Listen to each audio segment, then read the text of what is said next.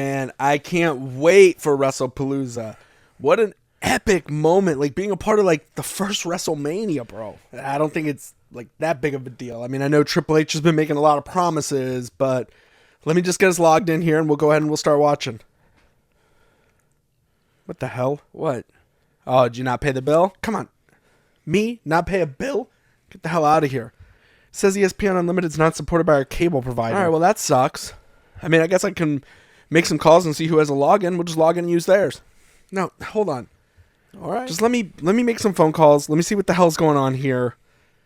Like, we've paid for this forever. We definitely have it. Let me see what's going on. Okay, got the number. Let me just call them up. Hello? Yeah, I was trying to log into ESPN to watch Wrestle Palooza, but it's saying that it's not supported on my cable provider or whatever, but I've had ESPN Unlimited forever, and I'm not paying for it again, so, okay. All right, yes, please, if you could just take a look, that'd be great. They're taking a look. Sorry, what? The super premium package. Well, what's that? 12 months of the Manning cast? What? Yeet Vision? Well, what's Yeet Vision? Well, yeah, I definitely want to remove the radiation, the 5G radiation from the stream. That'd be great. Okay, well, I mean, I'm not paying for the unlimited again, though. Okay. Okay, all right. All right, definitely not paying for unlimited again. Well, how much is Yeet Vision? $149.99? You know what? Let me tell you exactly what I think about your...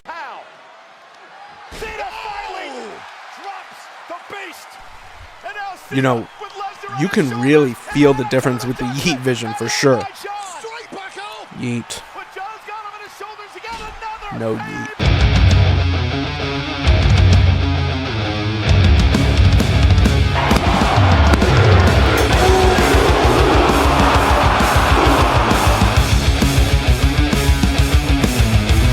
All right, and welcome back to 1, 2, Ooh.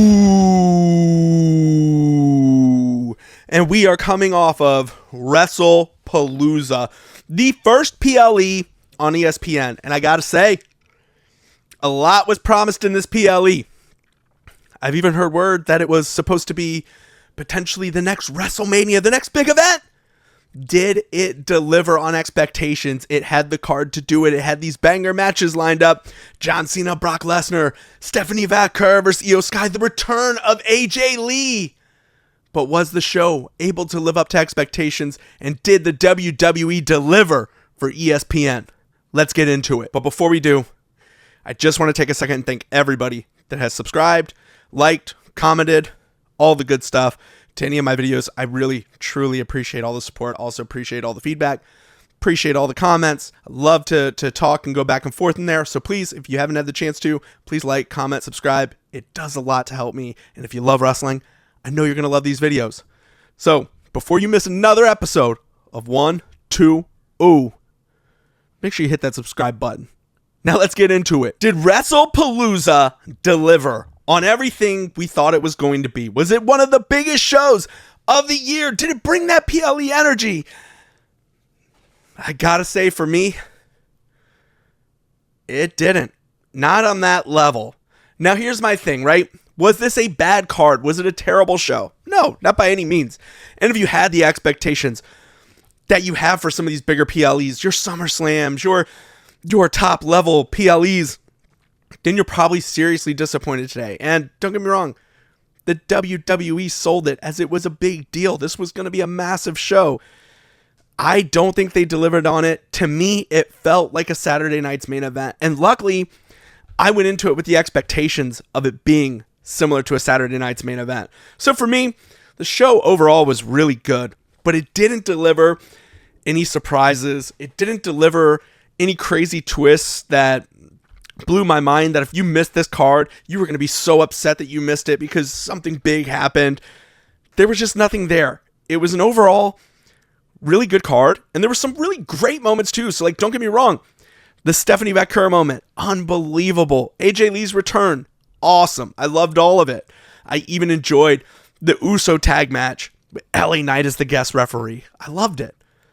But then there was some also not so great moments, and it just felt like something was missing for this to be that A-level PLE. So for me overall, it was a good night of wrestling, but it just felt like another show. I gotta jump into what I thought was the most shocking moment of the night for me. Brock Lesnar absolutely annihilated John Cena. And I had really mixed feelings about this because I thought for sure, like, this being the first event on ESPN, this is the first match of the night. I thought for sure Cena was winning. I didn't see a world where he lost. And I'm not a Cena guy. Like, I'm not this like massive Cena fan, so don't take it that way. I love Cena. I think Cena's great. I love Brock. I think Brock's great. So for me, the win-loss piece doesn't really matter to me too much. It was in how they did it. Like, he just annihilates John Cena. And I'm talking like F5 after F5 after F5. And in the moment, it really left me wondering, like, what the hell's going on with this farewell tour, man? Like, John comes out here and just gets completely steamrolled and crushed. Like, I don't even know what to think. But I start sitting back and going, there's a bigger picture here. There's got to be more to the story. And as long as the story makes sense, I'm totally fine with this. I especially love the parts. Like, I always love when they zoom out and they're showing everyone crying. They're showing all the fans in the crowd crying. Like, that to me is like, it's pretty funny. Maybe that's just because I'm a terrible person, but I always find that to be like, that's a sign of like, you have a really good story here. You have a really great hero. And people are so shocked that he got annihilated. And that's really what happened before when Brock did the same thing to him. But I just thought with this being the first match of the night, that wasn't going to happen. I thought it would be a little more competitive. I do want to give it up to Brock because him selling the 3 AAs, I thought he did a great job with it. He gets nailed with the first one. He pops right up. Gets nailed with the second one. He's real woozy. Gets nailed with the third. And there's this moment where you actually think John's going to win because of these AAs, and he kicks out at 2.5. And then it's just all down from there. But I thought this overall, if the story as a whole makes sense and it comes together, and I think it's probably going down this road of Team Lesnar versus Team Cena.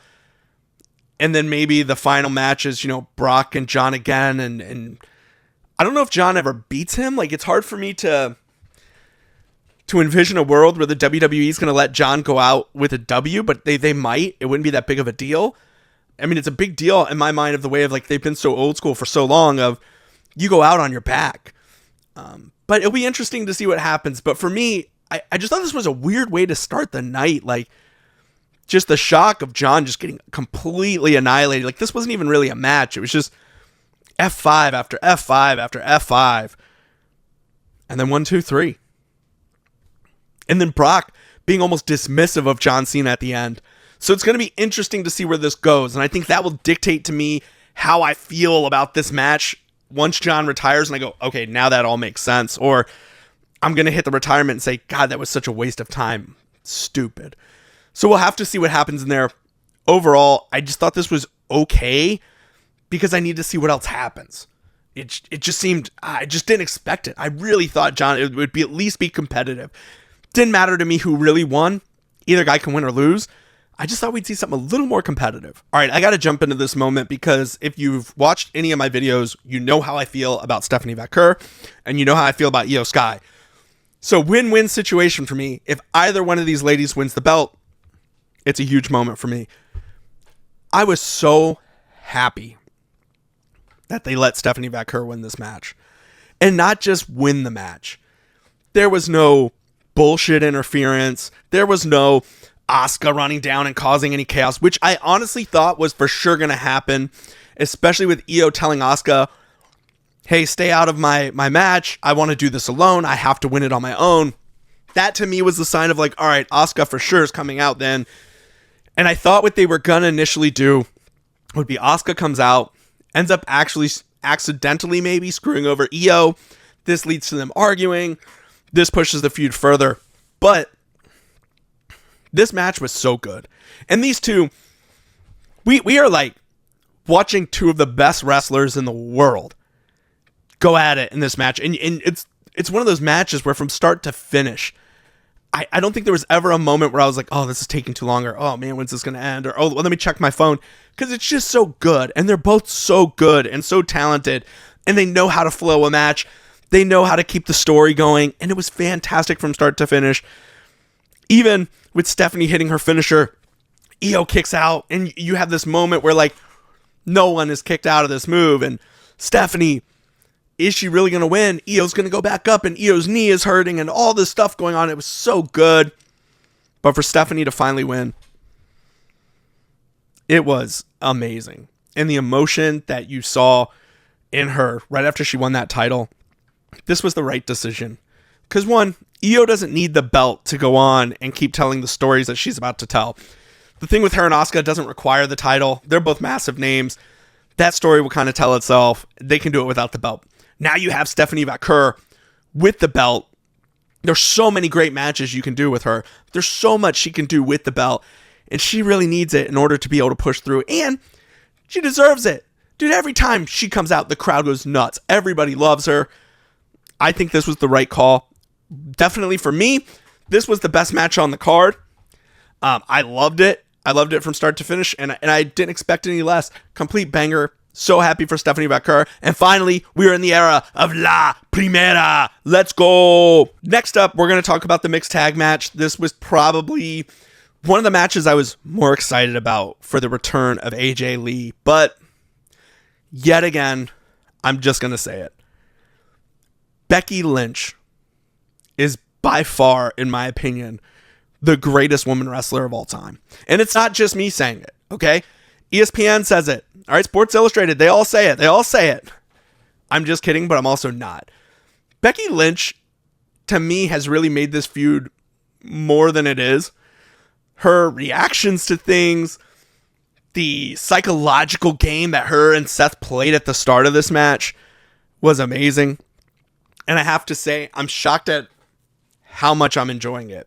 When Becky initially turned heel, I thought, whatever. Like, cool. I love a good heel, and I always think it's fun, especially when you have a superstar who goes heel and can do it well, like Becky is. But this, to me, this thing with her and Seth and CM Punk and AJ Lee, it's so good. And it was so good that night. The way they used the psychology at the beginning, messing with them, tagging in and out. Becky continued to smack Punk and hit Punk every chance she got, cheap shot him, all these things to antagonize AJ and wouldn't let AJ in the ring. It was so good. It was such classic wrestling and storytelling. And again, it was another match that was so much fun from start to finish. And I gotta say, AJ Lee looked fantastic. Flipping all around, locking in the Black Widow left and right. Everybody was getting some. I loved it. And I thought she looked amazing, especially for not being in the ring for so long. For her to come back and just have this, like, it was like she never left. Like, this very natural chemistry. There was never a moment where I was like, yeah, you know, it's really jacked up here. This looks really rough. I thought overall the match looked really good. CM Punk and Seth played their part.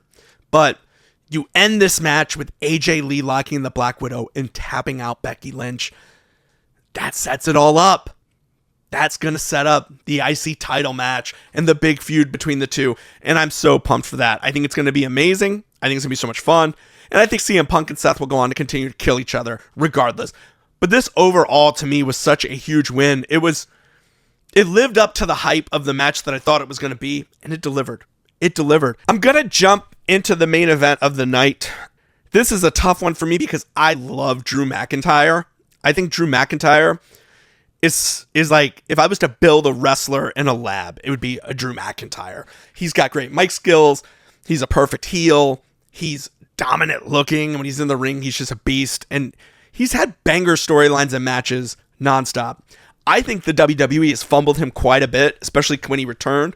Coming off the CM Punk stuff, I thought they screwed up letting him start to lose. They should have just made him a dominant beast that was bloodline hunting. I thought that was a smart storyline, and I think they kind of screwed that all up. But this match as a main event, was it a bad match?